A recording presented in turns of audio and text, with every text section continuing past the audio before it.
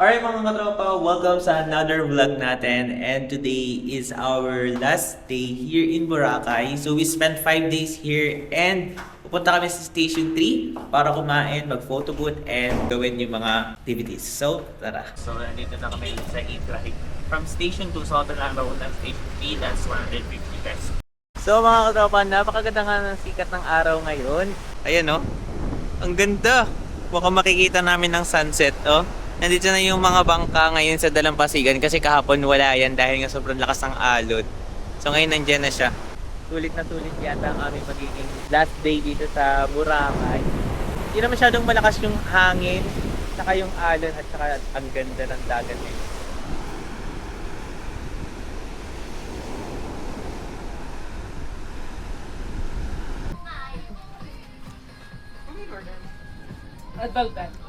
So mga katropa, nakapagpa-picture na kami sa Memoria Boracay and ngayon kakain naman kami sa Sunnyside. So doon kami kakain ngayon and time check it's 4:58. So nandito na kami guys sa Sunnyside Cafe at dito kami kakain ng aming ano na ba to, dinner na yata to, early dinner and hello po, good afternoon. So we're inside. So, nandito na tayo and meron din silang mga signature rice and shrine, tapos mga sandwiches, sandwich, egg, pasta, and pancakes. So guys, we have the tuna salpicao, looks delicious. Ito yung drinks natin na all the way up. Ito ay mixed drink siya ha, ng calamansi, pineapple. Siyempre bago kami kumain, pipicturean mo na yan.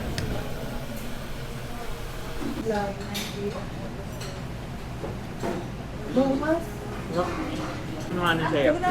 Roast garlic. Yung mga garlic na toasted. So, Sa email? Oo. Wala. sarap niya. Ako fish. Kasi sabog tayo naman sa Boracay ako chicken and beef. Bawang ba? Ito yung egg. Ayun. Ayun.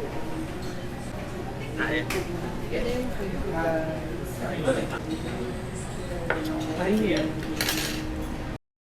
So ngayon, titikman ko naman itong all the way up na drinks nila. Tikman na. Ito anong lasa? Sarap. Naglalasa siyang bayabas.